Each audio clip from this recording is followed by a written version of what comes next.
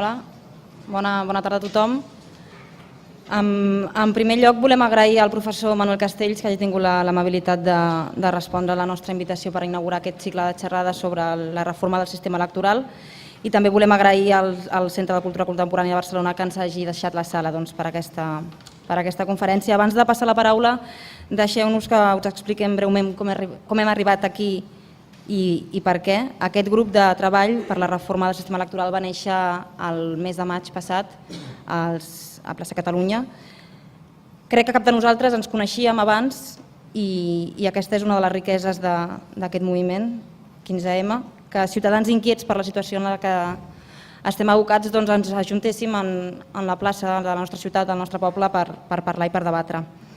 Allà, en aquells debats que van tenir lloc a Plaça Catalunya, es van recollir moltes propostes, en el nostre cas no només relacionades amb la reforma de la llei electoral, sinó també amb la transparència, amb la participació ciutadana, en tot allò que, en definitiva, pogués millorar la nostra democràcia. Moltes propostes no són noves, algunes són reiteratives, però són propostes que ha fet la ciutadania. I vam pensar que tot allò no podia caure en el buit, que no podia ser només un crit d'indignació i que les coses es poden canviar, es poden moure. Però vam pensar que el primer pas que calia fer era informar-nos per poder debatre i per poder reflexionar amb arguments i finalment poder optar per una proposta o per una altra. I per això va néixer la idea de fer aquests debats. Es van classificar les propostes per àmbits i el resultat és el llistat de debats i xerrades que hem organitzat i que podeu consultar al nostre blog. Des d'un principi, i ho continuem mantenint, no ens hem posicionat com a grup per cap proposta, una o altra, no s'ha rebutjat cap. I el motiu és que no ens toca a nosaltres, a aquest grup de treball, decidir, sinó que la decisió ha de ser un procés molt més ampli i ha de participar, seria desitjable que així fos, que es pronunciés tota la ciutadania. És un camí llarg, però estem avançant. I tothom hauria de participar perquè la política ens afecta la nostra vida quotidiana i la de les generacions que vindran a continuació. En el nostre cas, d'intents de reforma electoral, d'estudis universitaris, de propostes, s'han fet molts al llarg d'aquests 30 anys, però no ha canviat res. Les coses no s'han mogut perquè cal que pressionem, que ens fem sentir per dir que això no pot continuar així. I si no hi ha una forta mobilització, no farem res. Dissabte vam sortir milers i milers de ciutadans al carrer, les ganes de voler canviar les coses i millorar-les continuen ben fortes, potser més que el 15M, però el primer que hem de fer és combatre la indiferència perquè al cap i a la fi els polítics que tant critiquem, i amb raó, no són més que el reflexe de la societat que tenim. I no hi ha res que faci més por al poder establert que una societat ben informada, que uns ciutadans amb una opinió pròpia, perquè si fem aquest esforç d'informar-nos, de reflexionar individual i col·lectivament, més enllà de les idees rebudes i dels dogmatismes, si fem aquest procés no ens vendran més motos. Que la democràcia és un dret valuós que s'ha de cuidar i s'ha d'exigir i millorar sempre. Però tot dret implica unes responsabilitats que les hem de complir perquè si no ho fem podem perdre aquest dret tan valuós. I acabo només anunciar-vos que la propera xerrada serà el 10 de novembre on parlarem de l'actual llei electoral i de les alternatives possibles que hi ha, que s'han recollit. Trobareu tota la informació al blog i també als diferents comptes que tenim a les xarxes socials i ara dono la paraula a en Lluís perquè presenti el nostre convidat, Manuel Castells. Bé, abans de tot, agrair al professor Manuel Castells de manera especial el suport que ha donat al nostre moviment, que ho ha fet públicament. I dir als assistents que Manuel Castells és una de les veus més respectades i escoltades avui a l'hora d'interpretar les complexitats de la sociologia actual. És un dels sociòlegs de referència mundial, juntament amb Antoni Giddens, Ulrich Beck i altres. És una figura internacional en aquest sentit. I aquest reconeixement s'ha plasmat d'innombrables maneres, però vull destacar només un parell de coses, dir que és doctor honoris causa en 15 universitats i que és membre del Consell del Comitè Assessor del Secretari General de les Nacions Unides sobre temes de tecnologia d'informació i també sobre temes de la societat civil global. I per fer una petita semblança, tot i que m'ha dit que sigui molt breu i compliré, va començar als anys 70 sent especialista en sociologia urbana, estudiant els moviments socials dins de l'àmbit urbà especialment. Als anys 80 es va interessar més per la relació entre canvi tecnològic i canvi social i això li va portar a analitzar les conseqüències de la revolució informàtica i més endavant d'internet. Fa pocs anys ha publicat un llibre titulat La galàxia internet. Als anys 90 aquest interès seu es va orientar particularment cap a aquestes conseqüències d'internet i es va concretar en un llibre de referència, un dels grans llibres de referència que existeixen avui a l'hora d'interpretar la societat actual, que és la trilogia de l'era de la informació. I ahir va definir conceptes nous que s'han convertit a hores d'ara en llocs comuns pràcticament, com societat xarxa o era informacional. Per tant, les dues trajectòries que ha tingut al llarg de la seva vida el professor Manuel Castells, moviments socials i transformacions socials derivades de les noves tecnologies, convergeixen en el moviment 15M, que participa de les dues coses.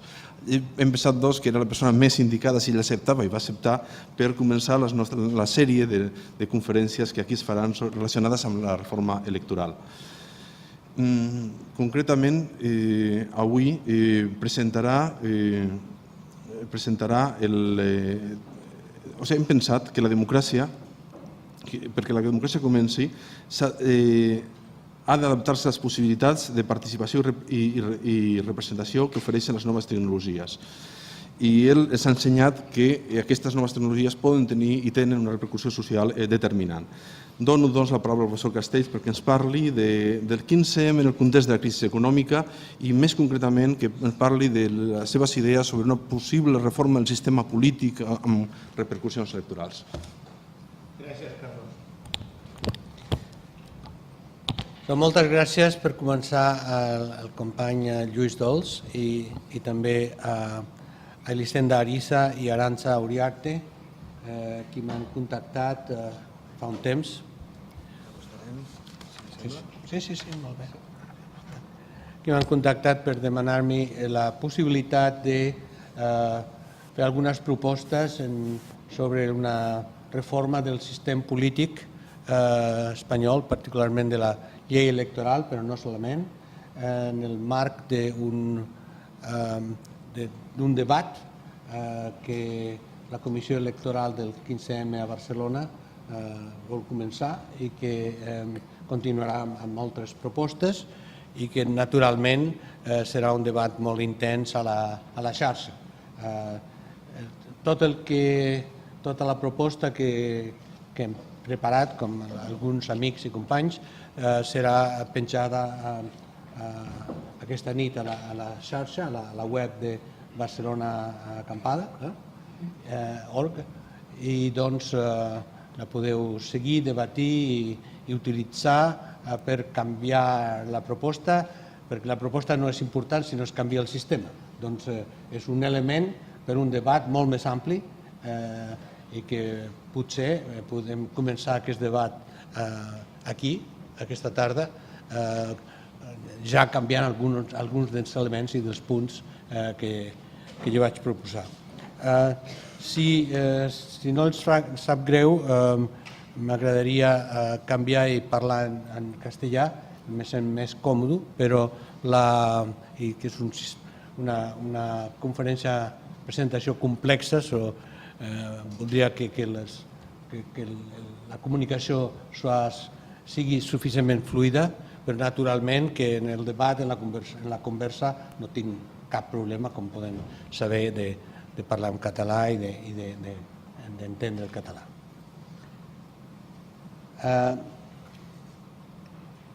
En principio, me gustaría situar muy rápidamente las propuestas que quiero realizar en un marco un poquitín más amplio, muy brevemente.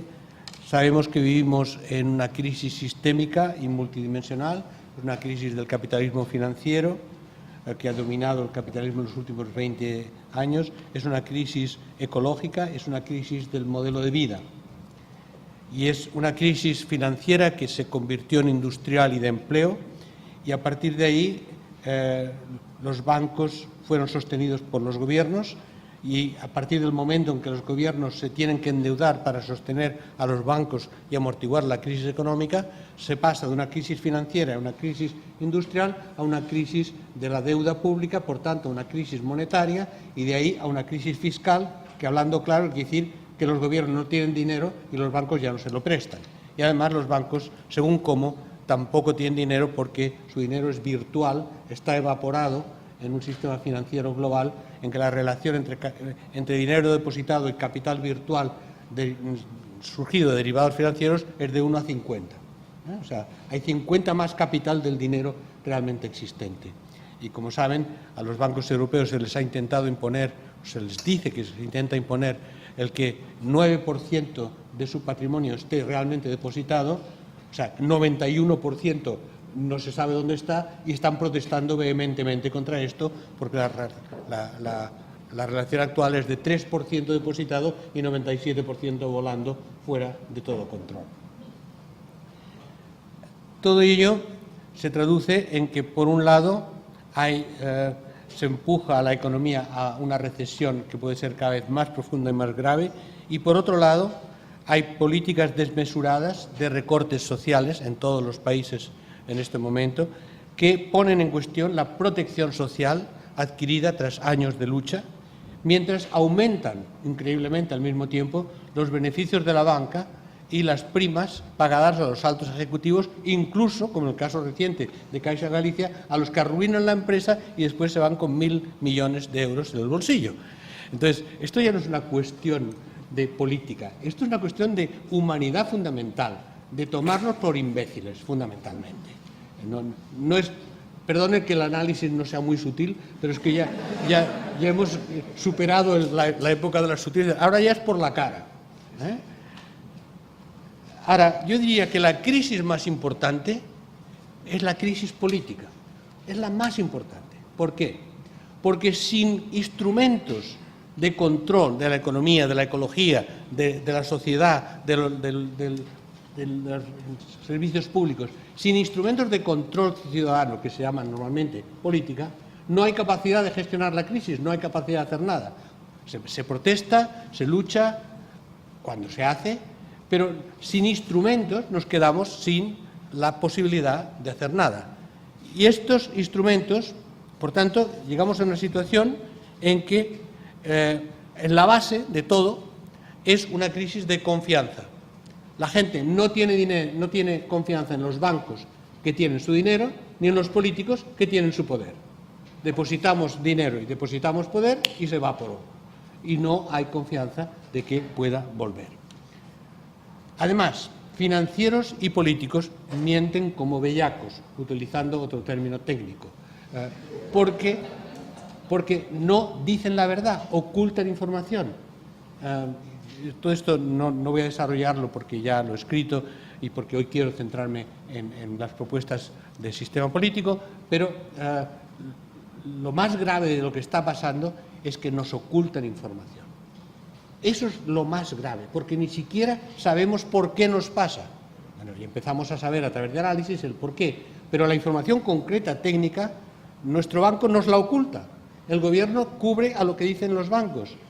Como saben, ha hecho varias pruebas de test de fuerza, de resistencia de los bancos y constantemente caen. ¿Saben cuál fue el banco que sacó la nota más alta, el alumno más aplicado en las pruebas de resistencia de julio?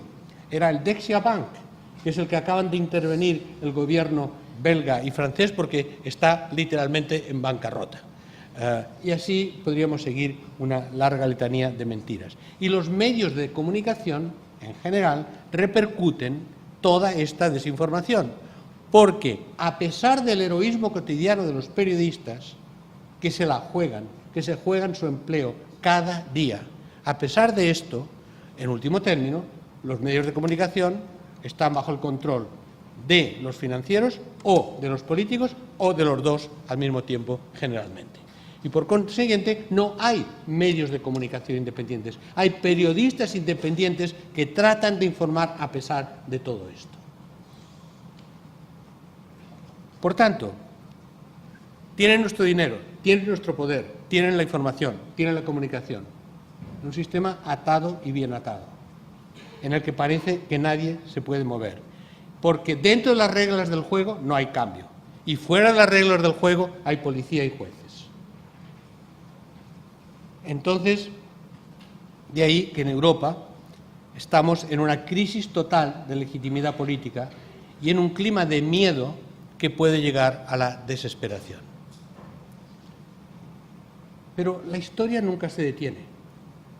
Si hay una sola regla básica en la sociedad de siempre, es que donde hay opresión, hay resistencia a la opresión.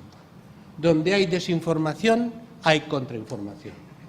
Afortunadamente, la especie humana no es tan borreguil como algunos piensan. La especie humana está fundada en la conciencia y la libertad. Los estudios de neurociencia muestran que una vez que en nuestras mentes las cosas cambian, una vez que entendemos y pensamos lo que es posible, entonces todo es posible. Todo es posible. Y que las instituciones son producto humano, no son un poder extranatural, artificial, que se nos puede imponer.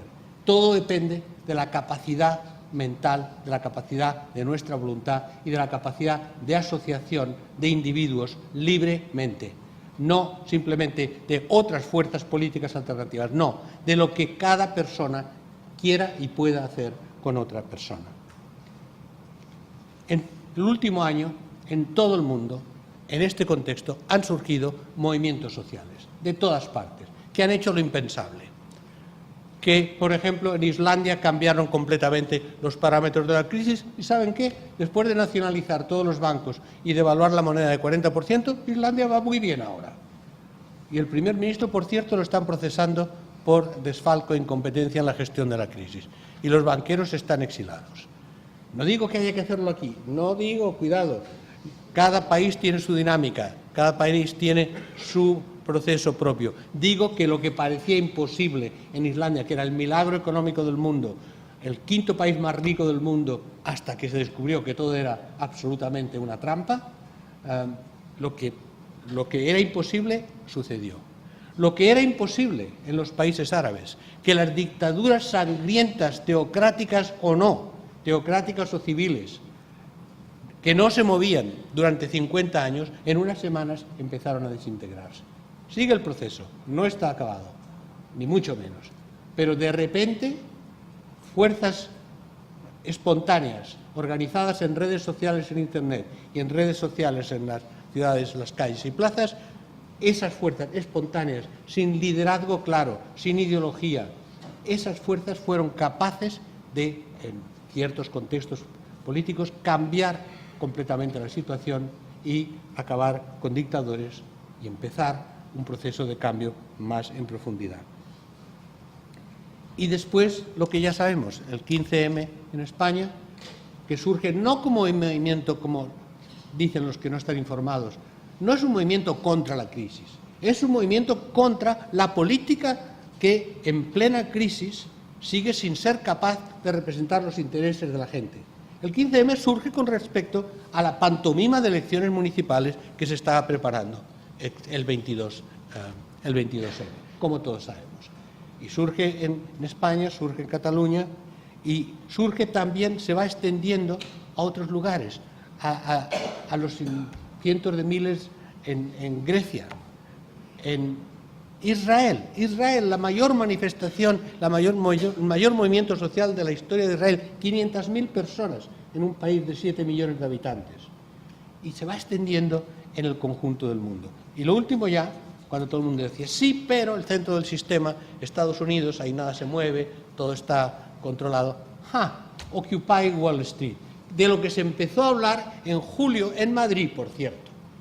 Aunque aquí, cuidado, no hay copyright. No vamos a decir que el 15M es el copyright y a empezar a cobrar los derechos de propiedad de los demás movimientos. No. Aquí cada uno tenía su idea, cada uno tenía su dinámica, su proceso y se fueron enredando.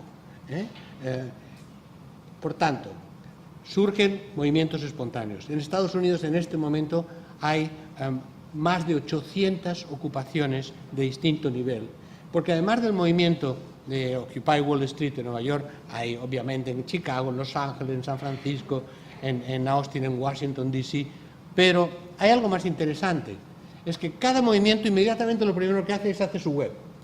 Muy importante, es siempre la ocupación del espacio físico y del espacio virtual y la conexión entre los dos. Y se conecta lo virtual con lo virtual, pero a través de eso llega al espacio local y se van conectando localmente y hay iniciativas de todo tipo. La última cosa en Estados Unidos es el ocupar su propia calle. Entonces, es Occupy la calle 34. Occupy la calle 34 de Dallas. Entonces, se organizan, se ocupan su calle y ponen una web, la web de la ocupación de la calle 34 de Dallas. Entonces, esto es esencial, porque ¿qué pasa? Que la gente tenía ganas de expresar que esto no va, que quieren intervenir, que tienen sus ideas cómo gestionar sus vidas, pero que no había instrumentos. Bueno, pues hay instrumentos. Vamos a ver a dónde nos llevan los instrumentos. Pero hay instrumentos. No hace falta un gran partido político, unos líderes, unos grandes medios de comunicación para que la gente se organice, exprese y luche en función de sus intereses. Y aquí siento decir que sin que la tecnología determine nada, Internet facilita las cosas enormemente, porque el mundo de la comunicación es central, porque si no comunicamos no nos sentimos juntos, no estamos conectados, no podemos elaborar debates, no podemos elaborar proyectos, y en la medida en que Internet nos permite la conexión autónoma, lo que yo llamo la autocomunicación de masas, en contraste a la comunicación de masas, en esa medida Internet da plataformas para que si hay movimientos sociales, si hay conciencia, si hay movilización, hay posibilidad de cambiar. Y así, frente al desespero y la violencia sistémica, se constituye la esperanza y la no violencia como forma de acción. Insisto y remarco lo de la no violencia. Es el punto fundamental. La estrategia que ya está en marcha de poderes establecidos es de tratar de pintar un movimiento como de indignados como un movimiento violento, como un movimiento marginal y violento, porque la enorme aprobación mayoritaria que tiene la opinión pública en España, en Cataluña, en toda Europa, en Estados Unidos. Estados Unidos, más del 60% de la gente apoyan el movimiento de Occupy Wall Street. En Estados Unidos hay una opinión mayoritaria a favor. ¿Cómo se deslegitima? ¿Cómo se marginaliza ese movimiento? Violencia. Violencia. Si se consigue introducir la noción de violencia, y es fácil con unas cuantas imágenes en la televisión cortadas del contexto, se introduce el miedo, y el miedo es paralizante. La violencia lleva al miedo y el miedo es paralizante y a la deslegitimación. Miren por dónde, en Italia, están llenas las informaciones de lo que ha ocurrido en Roma, etc. Miren por dónde, hace 5 días, en Italia, casualidad, siempre es casualidad, la televisión nacional italiana, controlada por Berlusconi, pasó un reportaje especial de 2 horas sobre la violencia en las manifestaciones del movimiento antiglobalización en Génova en 2002. Curiosa coincidencia, ¿no? En que, ¿quiénes fueron los que lanzaron esa violencia? El Black Bloc. El Black Bloc. Un grupo, según los medios de comunicación, de anarquistas violentos, preparados, organizados, enmascarados, con cócteles Molotov, con la capacidad de atacar a los coches de la policía, que todo el mundo sabe en Italia que son los grupos mafiosos marginales que la policía desde hace tiempo ha utilizado y que, como las Brigadas Rojas en los años 70, surgen cuando hace falta que surjan y desaparecen cuando no hay un movimiento que hay que deslegitimar o parar. Bueno, pues pueden estar seguros que la estrategia de provocar la violencia de estas formas están siendo diseñadas y van a tener lugar en todo el mundo, desde luego en Estados Unidos. Por tanto, hay un respaldo mayoritario de la opinión pública, hay un movimiento que funciona. Sí, se dice, pero en último término, ¿a dónde lleva esto? ¿Qué programa tienen? ¿Por quién van a votar? Interesantísimo mercado electoral, interesantísimo. Aquí están todos los técnicos de mercadeo político frotándose las manos a ver cuánto indignados se llevan por aquí y por allá. El precio del indignado está subiendo por momentos.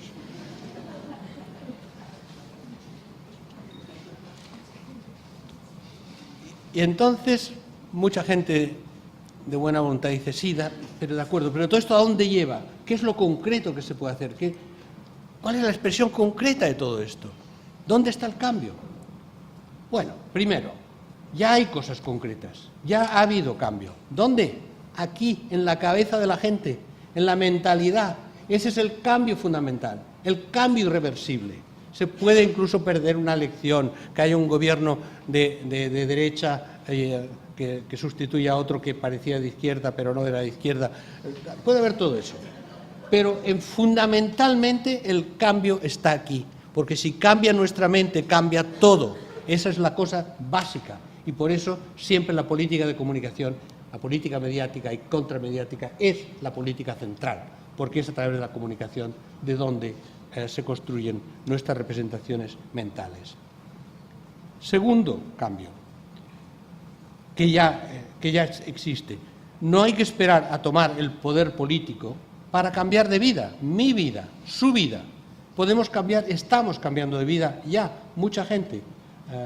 Con mi amiga y colega Joana Cunil hicimos hace un año, después de un año y medio de investigación, un documental que llamamos Homenaje a Cataluña 2, sobre todas las formas de vida distinta, con prácticas económicas que no monetarizadas, de los que está lleno Cataluña, más de 30.000 personas calculamos más o menos, pero luego cuando hicimos una investigación sobre una muestra representativa de la población de Barcelona,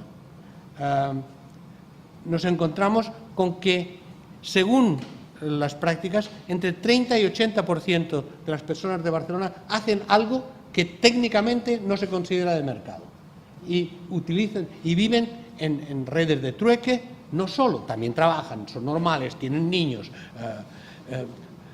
pero viven en redes. La gente tiene redes de trueque, la gente cultiva sus tomates, la gente hace sus reparaciones, la gente le presta dinero a gente que no son parientes sin cobrarles intereses durante la crisis. Es decir, hay una nueva forma de vida que ya está instalada y que la gente decía, ¿pero es política o no es política? Mire, es política cuando tú decides cómo vives. Y esa nueva forma de política salió últimamente a la calle cuando se topó con los mártires del sistema.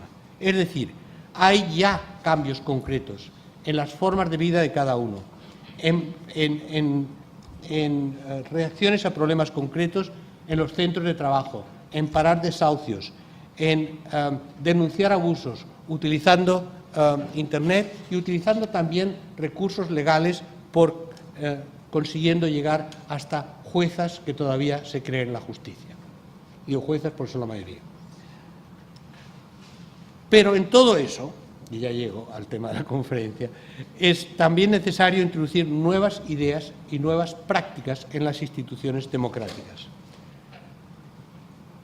No es el único espacio, el de las instituciones, para el cambio social, pero es un espacio esencial, porque es la alternativa al asalto frontal al sistema.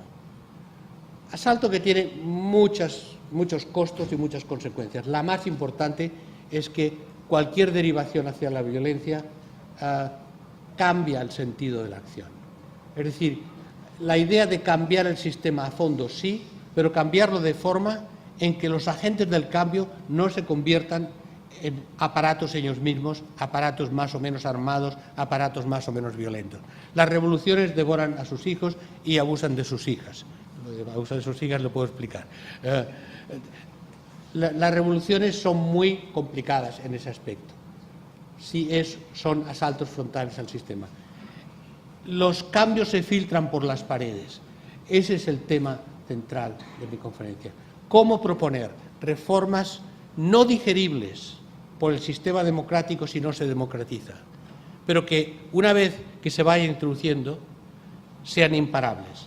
Reformas razonables, tan razonables que vamos a hablarlo ahora, a veces a ustedes les parecen razonables, pero tan razonables que ningún partido político las va a aceptar.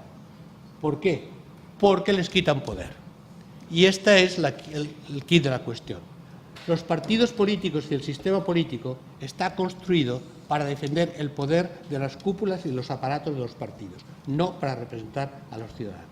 Entonces, en lugar de rechazar la democracia representativa, que es la base de la democracia, y que en España nos costó sangre, sudor y lágrimas llegar a tener una democracia representativa. En lugar de decir, no, es que la democracia representativa no va. No, va. Lo que ocurre es que no funciona, no la dejan funcionar. Esta democracia representativa no nos representa. El tema no es el tipo de democracia, es que es una pantomima de democracia representativa. Es una democracia representativa que no representa. Y por tanto la cuestión es cómo encontrar mecanismos que hagan representativa a la democracia representativa, sin obviar otro tipo de democracias, las asambleas de barrio, las asambleas en todos lugares, que se pueden conectar. No es una u otra. Pero hoy, por petición expresa de la Comisión de la Ley Electoral del movimiento del 15M, voy a referirme a la ampliación posible a través de reformas institucionales que amplíen el marco de la democracia en su práctica cotidiana. Esta propuesta concreta, que insisto, tendré que pasar por encima de algunos detalles técnicos, si quieren en la discusión nos hablamos, pero que estará todo con los detalles técnicos incluidos en la web esta noche, la elaboramos conjuntamente con mi amigo Javier Nadal de Madrid, que sabe mucho de estos temas, y con otras personas que prefieren que no se hable de ellas. Y van así. Primero, algunos principios de democratización. Conseguir la representación lo más directa posible de los ciudadanos, lo más directa posible, sabiendo que es intermedia. Ampliar la representación de opciones políticas constitucionales, cuantos más partidos distintos, minoritarios o como se les llame, mejor. Democratización interna de los partidos, tercer principio. Cuarto, desprofesionalización de la política, lo cual incluye limitación de mandatos y privilegios. Quinto, reforma del funcionamiento del Parlamento, en la que nos hemos metido, hay muchas sorpresas ahí. Sexto, representación directa de las nacionalidades y regiones mediante una refundación del Senado como Cámara Territorial, algo de lo que se habla mucho y nunca se hace. Despolitización de la justicia y constitucionalizar el Tribunal Constitucional.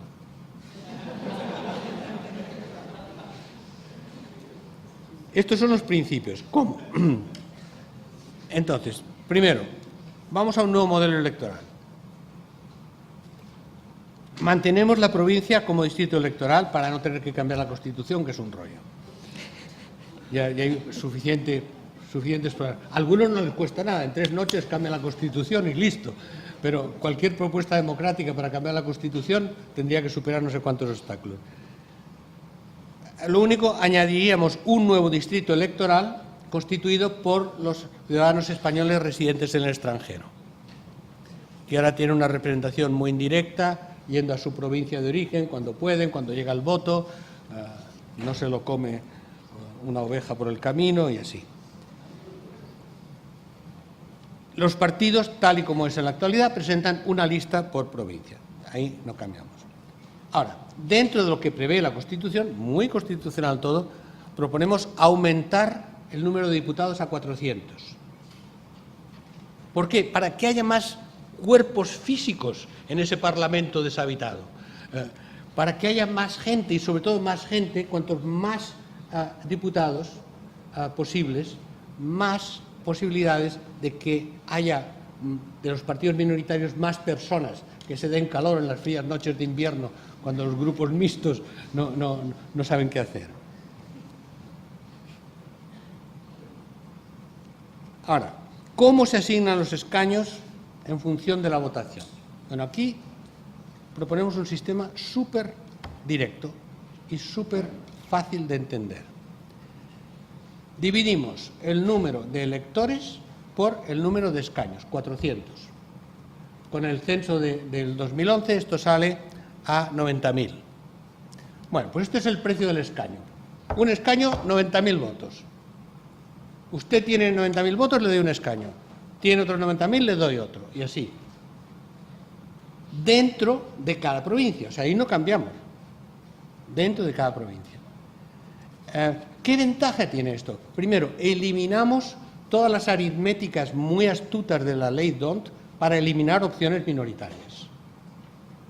Eliminamos la cuestión indirecta de cómo llegar al voto de un partido no sabiendo exactamente a cuánta gente representa y de dónde lo representa. Es directo. Hay 90.000 ciudadanos de una provincia que quieren un escaño, es suyo. Hay un pequeño problema técnico de los partidos que no llegan, en el último escaño no llegan a los 90.000, entonces ahí es donde, digo, les doy el principio y luego las técnicas las podemos ver o la pueden ver en la web, en que hay una distribución de restos por provincia dentro de las comunidades autónomas. Y después, si todavía hay algún resto a un partido, otra distribución de restos por partido a nivel estatal. De manera que, en último término llegamos a que con 90.000 votos, se llega a un escaño. Con los restos tenemos un límite, que es que, en todo caso, todo partido, cada bloque de 40.000 votos tiene un escaño también, cuando es el último escaño de un partido, para que no haya lugares como Soria, por ejemplo, que no podría llegar a tener castidad. Entonces, corregimos para que, en último término, todas las ciudadanas tengan su voto con el principio una ciudadana, un voto. Punto. Una ciudadana, un voto. Y el principio de una ciudadana, un voto, 90.000 ciudadanas y ciudadanos, un escaño. Entonces, con esto llegamos, el cuadro que tienen, esto es lo que resultaría, lo hemos hecho sobre la base de los votos del 2008, ¿de acuerdo? Esto es lo que resultaría con el modelo tradicional con 350 diputados y con el modelo de 400, lo que resultaría a nivel de cada provincia con los restos estatales, una vez que se atribuyen todos estos sistemas de restos estatales. Se van a perder por provincias, de modo que déjenme que les presente el resumen a nivel del Estado español.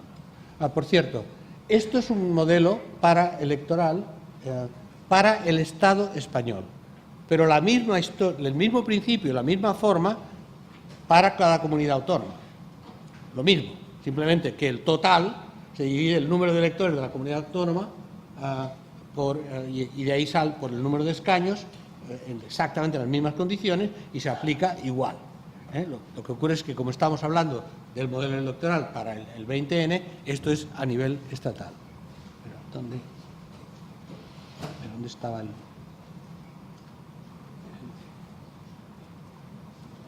¿Dónde me habéis puesto aquí el clic? Sí, ya está. Bueno, esto es cómo resultaría con los votos del 2008,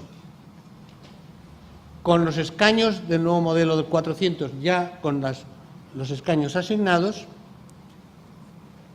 Aquí tienen la distribución en diputados presentes, que son los escaños actuales, y lo que resultaría con los votos del 2008, sin cambiar el voto del 2008, los diputados a nivel de 400, con un total de 290.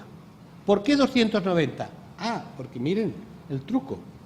Si solo se pueden ganar escaños con votos reales, ¿de acuerdo? Si tú no tienes 90.000 votos, no tienes un escaño. Por consiguiente, como no todo el mundo vota, más bien mucha gente no vota, entonces, como hay gente que vota nulo, que vota blanco, y eso era en el 2008, vamos a ver qué pasa en el 2011, entonces, de los 400 escaños, hay 290 atribuidos porque han pagado sus 90.000 votos. Los que no pagan no tienen escaño, pero el escaño existe, no se evapora. Y lo que proponemos es que se mantengan los 400 escaños en el hemiciclo parlamentario, pintados de colorines. Estos son de abstención, estos son de nulo, estos son de blanco, de manera que hay 290 diputados que representan a sus votantes y otros no representan a nadie. Los otros 60 resultaban de las combinaciones para que siempre todos los partidos absorbieran todos los votos. Pues ahora, si no hay suficiente gente que vota, no hay suficientes diputados para llegar a los 400. ¿Entiendes? Esto es clave. Esto es clave, además simbólicamente clave, para saber quién representa qué. ¿Qué consecuencia tiene esto? Que para formar gobierno o para el trabajo parlamentario normal se haría mediante el procedimiento actual de mayorías. Pero se puede pedir que para ciertas decisiones fundamentales, como la Constitución, el cambio de la Constitución o el hacer algo en relación con un referéndum de una nacionalidad o región, es decir, decisiones fundamentales, para esto se requiera una mayoría diferente, una mayoría del censo electoral, no una mayoría de los diputados presentes, lo cual se traduce necesariamente, como los votos blancos no van a votar, pero sí se traduce en una mayoría cualificada mucho más amplia de los diputados presentes. Por tanto, habría niveles distintos de mayoría según los casos. Otra regla a introducir aquí: un quórum mínimo para que se constituya el Parlamento. Lo ponemos bajito, que vote 40% de la gente, ¿vale? Bajito. Pero que si no vota 40% de la gente, no hay Parlamento. Que se las arreglen, que hagan algo hasta que vote el 40% de la gente, que cancelen las hipotecas o una cosa así. Entonces, aquí tienen, y ven, por cierto, que las mayorías cambian. Esto que parece que disminuye en algunos partidos no es necesariamente así. Bueno, los que se ponen como lobos son los de Izquierda Unida aquí, claro. Pasan de 2 a 11, pero sobre un número mucho menor. Pero Convergencia, que parecería que lo estamos penalizando, gana, hay que saber dividir, porque 9 sobre 290 es más que 10 sobre 350. ¿Vale? Entonces, los que pierden, en todo este modelo, los que siempre pierden peso específico son los mayoritarios, que es la inversa de por qué la regla D'Hondt ha sido tan famosa, que podía ser otra también, no es solo la culpa de la regla D'Hondt, sino de su aplicación y de las circunscripciones.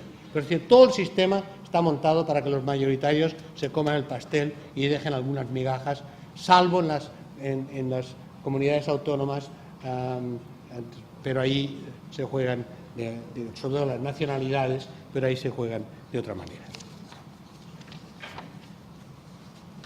Después, para representar la pluralidad nacional y también regional del Estado español, los mismos principios de la ley electoral se aplican a las elecciones en los parlamentos autonómicos.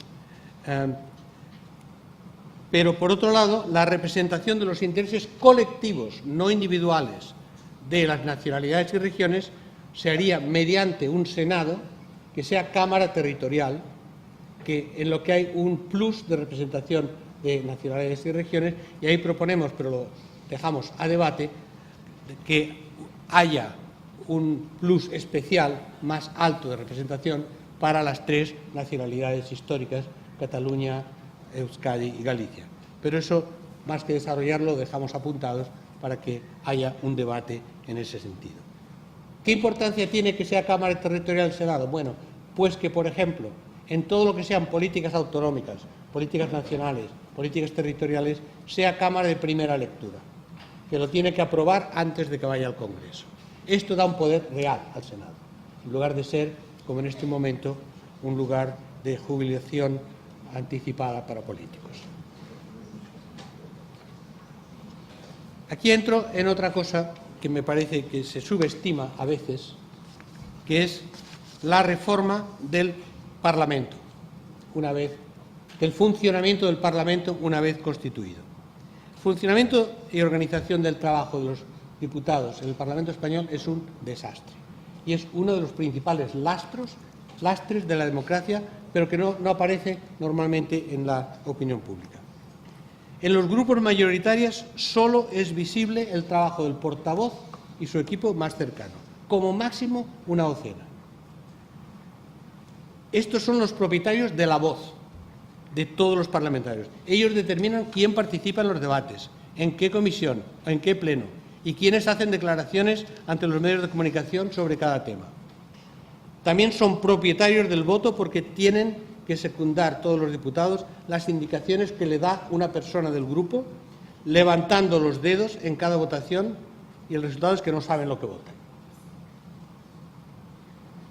Por tanto, un diputado, cuando llega al Congreso, muchas veces no aplica su bagaje profesional, su experiencia, su conocimiento de temas. Simplemente sigue la orden del burócrata de turno parlamentario que le dice qué es lo que tiene que hacer, cómo y por qué, y no discuta. Su función viene determinada por los intereses de la dirección del grupo y el resultado es que muy rápidamente se desaniman, se descorazonan y lo toman como algo que tienen que aceptar. La propuesta es que se cambie el reglamento del Congreso, que no se ha cambiado en 20 años. En 20 años no se ha cambiado. Y que se consiga definir la autonomía de los diputados para elegir su campo de trabajo y la obligatoriedad de rendir cuentas de sus actividades, por ejemplo, mensualmente. Recuperamos el parlamentarismo de los tiempos de la República, cuando al iniciarse cada pleno, los diputados, cualquier diputado, podían intervenir simplemente solicitando la palabra. Daban su opinión y entonces se les pueden exigir responsabilidades por su opinión individual. Es decir, liberar a los diputados. O sea, no se trata de liberar a los electores, se trata de liberar a los diputados. Por ejemplo, es importantísimo que puedan tener acceso propio a los medios de comunicación, que den su opinión. Como norma, hay en el Parlamento actual una cosa que se llama el set de TV, que existe en la zona de prensa, donde hay un micrófono y una cámara, que envía señal a los despachos de todos los medios acreditados en el Congreso. Este set debería estar siempre disponible para cualquier diputado que quiera opinar, sin pasar por el control del jefe del grupo parlamentario. La única cosa que pida a la vez. Oiga, yo quiero, sí, no, ya, pero es que el otro del PP lo ha pedido antes. Bueno, pues vale, una lista de espera, pero todos se dirigen directamente a través del set de televisión que tienen allí. Esto hoy día no se hace. Para utilizarlo tienen que tener permiso, burócrata, tú pasas y que no te saltes lo que te digo porque vas a tener un problema.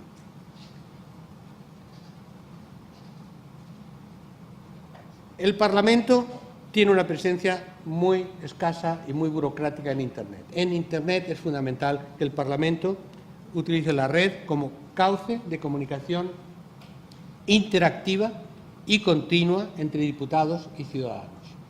Hoy día existe una serie de informaciones en Internet sobre los diputados, su patrimonio, lo que hacen, pero primero es muy difícil de navegar, muy difícil de navegar. Y segundo, apenas hay interactividad. Lo que no hay es un sistema de comunicación en la era de Internet que realmente sea compleja, interactiva e hipertextual. Lo que hace falta es que haya una ley en que se diga qué grupos de trabajo participan, cuáles son las actividades accesibles al ciudadano y que se organice por temas y con un enlace que permita a los ciudadanos proponer propuestas y recibir respuestas en tiempo real. Es decir, una participación ciudadana por Internet es posible. Y cuando se dice, es que los diputados no quieren, muchos diputados quieren, no les dejan, no les dejan. Hay una doble captura, captura del electorado y captura del diputado, en función de los intereses de los aparatos de los partidos. Los primeros beneficiados de la transparencia en su trabajo son los diputados. Son ellos los que ahora se quejan frecuentemente en privado de que no saben qué hacer, de que no les dejan hacer, de que podrían aportar mucho más, pero que los tienen arrinconados. Estamos realmente creando un movimiento de liberación de diputados en el Congreso español.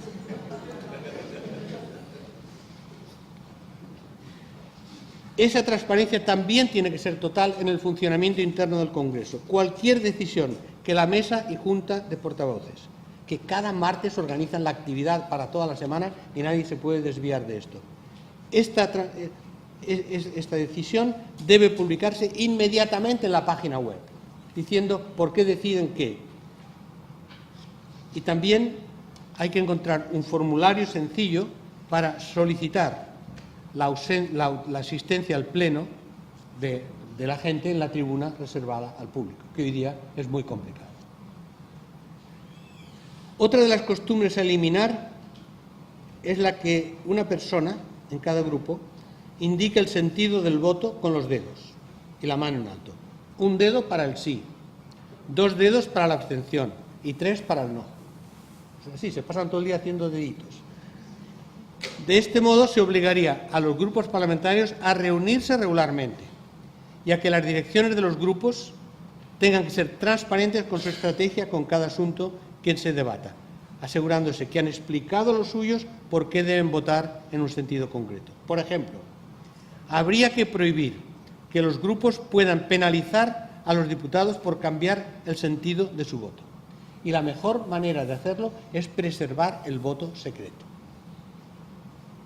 Ahora las votaciones secretas son muy lentas, porque se llama 1 a 1 a cada diputado y tiene que depositar en una urna su voto secreto escrito. Es muy sencillo, cambiar el programa al tablero luminoso y que simplemente cada uno vote como quiera, que no se vea qué vota quién, y al final hay el número de votos, sí, no, abstenciones, agregado, no por diputado.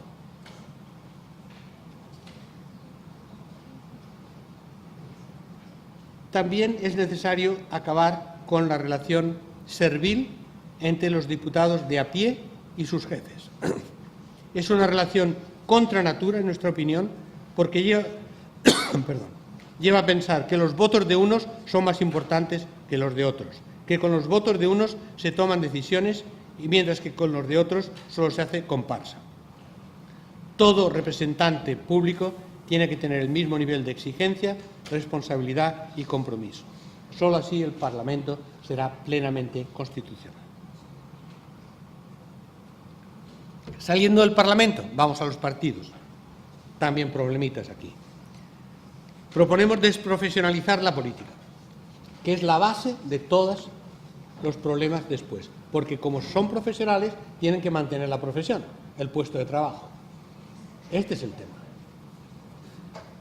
Para ello, limitar el número de legislaturas a 3, para evitar la profesionalización de los políticos. Y si tienen problemas de aprender por experiencia, bueno, pues que hagan escuelas de formación. Se crearán más puestos de trabajo. Establecer control de presencia de los diputados en la asistencia a sus funciones, ya sea en el Parlamento, en sus despachos, que también trabajan en sus despachos, o en actividades en sus distritos de rendimiento de cuentas a sus electores. Todo eso está bien, pero el que no pueda justificar que está en algunos de los sitios, falta, como quien no ficha en su trabajo, que le reduzcan el sueldo en proporción a las faltas que hayan tenido de su trabajo de parlamentario. Limitar sueldos de los parlamentarios dentro de límites razonables. Pero más importante, prohibir la práctica actual de acumulación por pertenencia a 2 o 3 instituciones, por ejemplo, Parlamento y Diputación Provincial, en la que se supone que están a tiempo completo en las dos, cobran de las dos, pero por definición no pueden estar en uno y en otro a la vez. Incluso tráficos del AVE y de aviones se aceleran con los diputados porque tienen que llegar a la reunión de la Diputación en cuanto acaban su reunión en el Parlamento.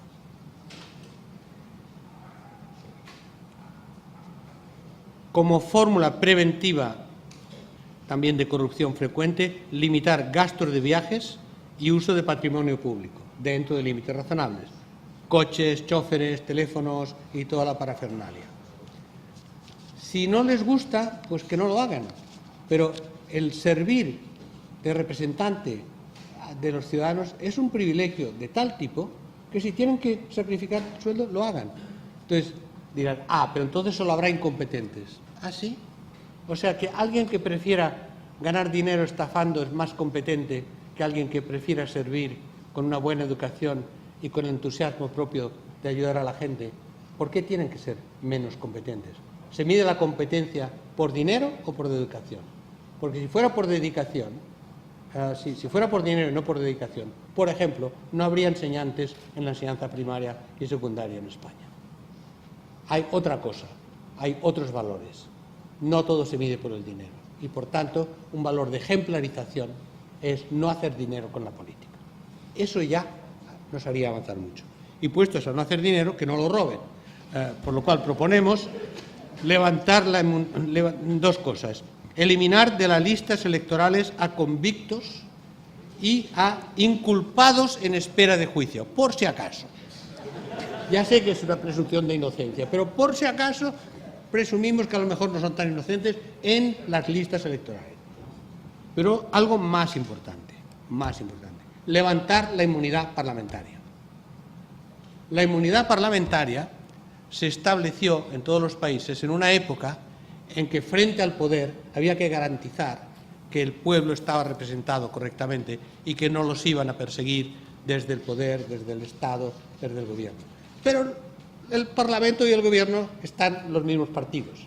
Entonces, lo que en la práctica hoy día sirve la inmunidad parlamentaria es para encubrir corruptos, porque acaban haciéndose las leyes necesarias para mantener impunes a los líderes de la corrupción.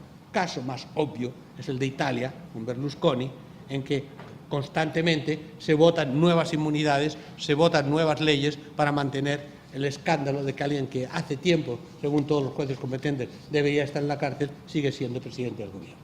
Entonces, esto es un método radical, que luego se puede corregir de otras maneras en ciertos casos especiales, que es levantar la inmunidad parlamentaria, que es una burla de lo que fue una medida histórica de protección de la democracia. Proponemos la democratización de los partidos, no solo del electorado, de los representantes del electorado, sino de los partidos.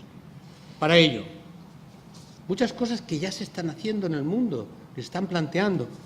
Primarias para las listas abiertas a los electores de todas tendencias. Es decir, que puedan votar en las primarias de un partido los electores, cualquier elector. Claro, no pueden votar en dos primarias. Votan en una, ponen un tampón que no se puede lavar y entonces no pueden votar en la siguiente. Algo más importante, que esto no se hace en otros países. Ordenación de los candidatos en las listas provinciales, recuerden, en el orden del número de votos recibidos. O sea, son listas abiertas en las primarias y a las listas finales que presenta el partido van en orden no de lo que decide el aparato de turno, sino de los votos que cada persona ha recibido en las listas del partido. ¿Parece elemental todo esto? No, es seguro que nos guillotinan en cualquier momento por decir estas cosas. Rendimiento de cuentas periódico de los candidatos elegidos a los electores en sus distritos, tanto presencial como por Internet. Prohibición de medidas disciplinarias de los partidos contra diputados que ejercen su libertad de voto, que, como saben, es lo contrario actualmente. Voto secreto en el Parlamento como norma. Esto también forma parte de los partidos. Control estricto de gastos de campañas y de donaciones. Nueva ley de transparencia de donaciones. Prohibir las no identificadas y limitación de donaciones. Prohibir las no identificadas es fundamental. Limitación del mandato del líder del partido en la misma proporción que los límites de legislaturas en las que son elegibles. Hablando claro, tres legislaturas y fuera. Y, en fin, creemos importante también no solo la reforma del sistema político, sino la reforma del sistema judicial. La despolitización de la justicia. Hay que politizar la política y despolitizar la justicia. El Poder Judicial es fundamental y actualmente está desprestigiado por dos motivos. Uno, porque los miembros del Tribunal Constitucional y del Consejo General del Poder Judicial aparecen siempre relacionados a su adscripción ideológica y no a su calidad profesional. No digo que no tengan calidad profesional todos ellos, pero digo que el por qué están ahí no es por su calidad profesional. Segundo, porque el Parlamento no cumple su obligación de renovarlos.